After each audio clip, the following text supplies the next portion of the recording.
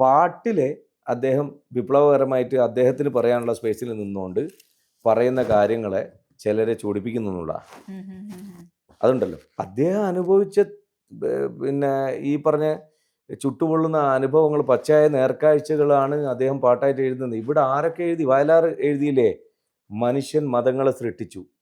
ഇവിടെ ആരെങ്കിലും മതങ്ങൾ മനുഷ്യനുണ്ടാക്കിയല്ല ദൈവം ഉണ്ടാക്കിയെന്ന് വിശ്വസിക്കുന്ന ഞാനടക്കമുള്ള വിശ്വാസികളായ ആരെങ്കിലും വയലാറിനെ കൊല്ലണം എന്ന് പറഞ്ഞ് നടന്നോ? അല്ലെങ്കിൽ വയലാറിനെ പിന്നെ നമ്മൾ പിന്നെ ബഹിഷ്കരിക്കണം എന്ന് പറഞ്ഞ് നടന്നോ? അല്ലെങ്കിൽ അദ്ദേഹത്തിന് എതിരെ എന്തെങ്കിലും ഒന്ന് പറഞ്ഞോ? ഇല്ല.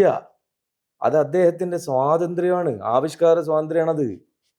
വേടൻ എഴുതുന്ന അദ്ദേഹത്തിൻ്റെ വേദനകളും അദ്ദേഹം അനുഭവിച്ച ജീവിതാനുഭവങ്ങളും പിന്നെ അനുഭവമുള്ള ആളുകളുടെ വേദനയും കൂടിയാണ്.